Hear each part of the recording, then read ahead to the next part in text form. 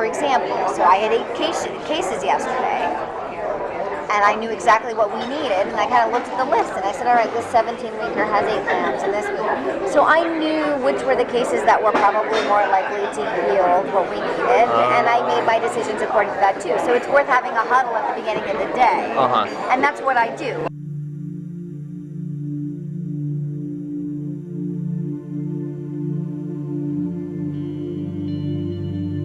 I never did, but I think I've witnessed some of the other technicians work with the doctors. I remember I was on my day off and I went on my laptop and popped up and they were working, and I saw a message saying that the doctor had aborted a fully intact fetus. Fully intact. And Sem Express was sending it straight to the lab. I literally have had women come in and they'll go in the OR and they're back out in 3 minutes, and I'm going, what's going on? Oh yeah, the fetus was already in the vaginal canal whenever we put her on stirrups, it just fell out. Yeah, and so if we alter our process and we are able to obtain intact fetal cadavers, then we can make it part of the budget that any dissections are this, and splitting the specimens into different shipments is this. I mean, it's all just a matter of line items. Usually they want both hemispheres intact with the brainstem, which usually doesn't happen. They'll take like an 80% intact or 70% intact, then you have to contact them and see if that would be okay. Got a rate-limiting step of the procedure is calvarium. Calvarium, the head is basically the biggest part. Most of the other stuff can come out intact. Right. It's very rare to have a patient that doesn't have enough dilation to evacuate all the other To bring the body cavity out, intact and all that.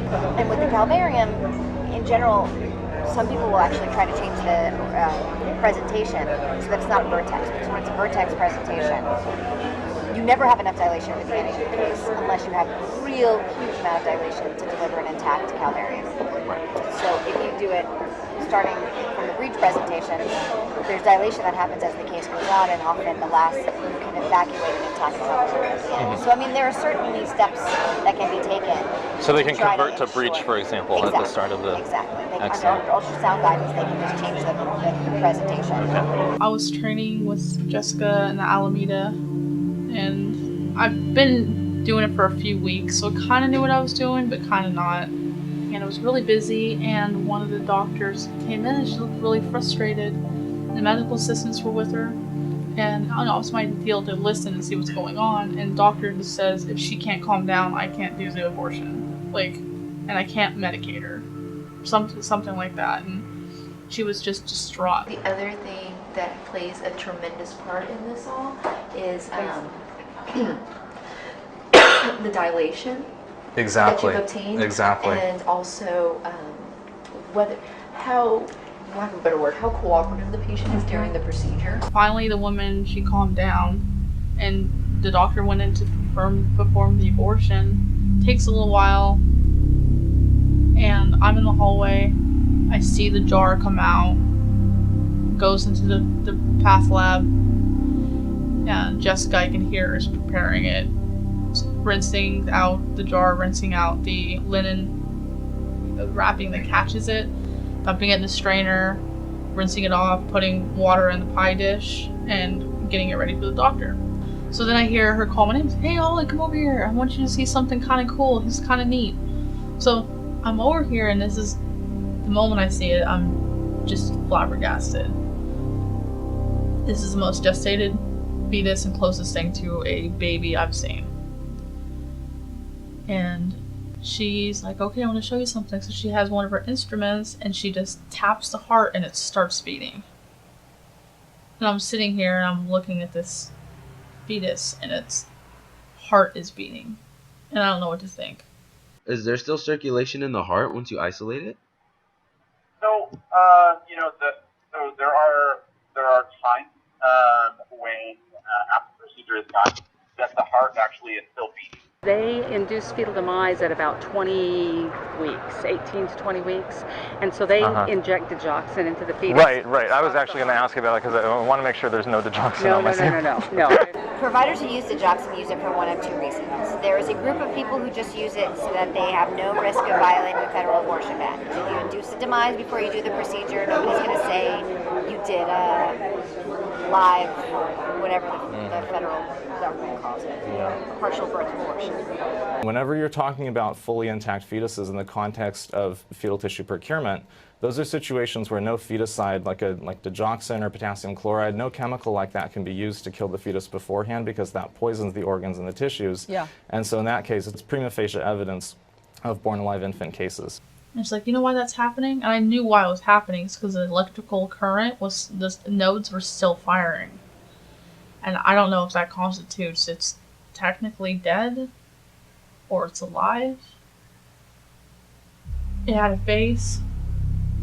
It wasn't completely torn up, and its nose was very pronounced. It had eyelids, and its mouth was pronounced. And then, since the fetus was so intact, she said, "Okay, well, this is a really good fetus, and it looks like we can procure a lot from it.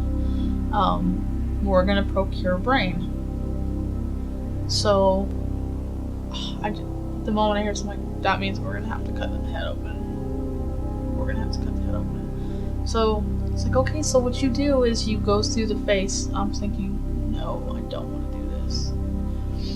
And she takes the scissors and she makes a small incision right here and goes, I would say, to maybe a little bit through the mouth. And she's like, okay, can you go the rest of the way? And I'm like, yes. And I didn't want to do this. And so she gave me the scissors and told me that I have to cut down the middle of the face. And I can't even describe what that feels like. And I remember picking it up and finishing going through the rest of the face.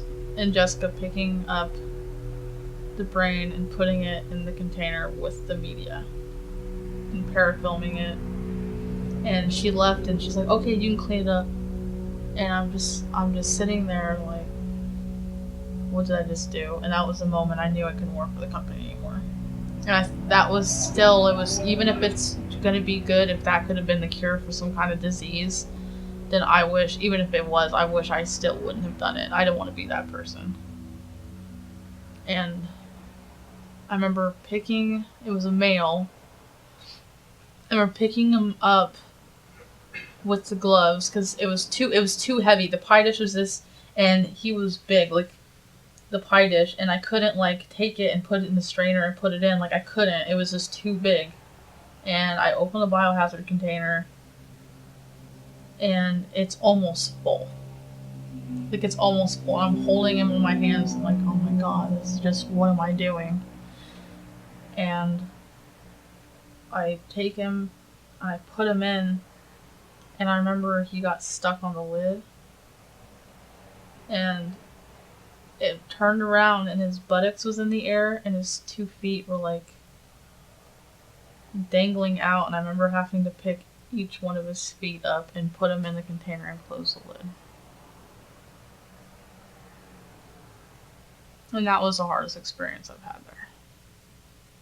I remember holding that fetus in my hands when everybody else was busy and started crying and opened the lid and put it back in. It's just really hard knowing that you're the only person who's ever going to hold that baby. It's weird because I always think of all these scenarios that could happen. I held it, I'm like, man, this could have grown up to be... And I always think about things like that. If this could be a lawyer, this could be a firefighter, this could be the next president. I wonder what... Because you can tell the sex sometimes. I wonder if this, what it would like. I can imagine, I wonder at age 3 if, she would like to color.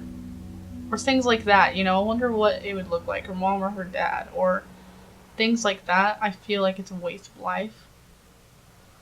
Like, and it's sad that so many people view it as a mistake.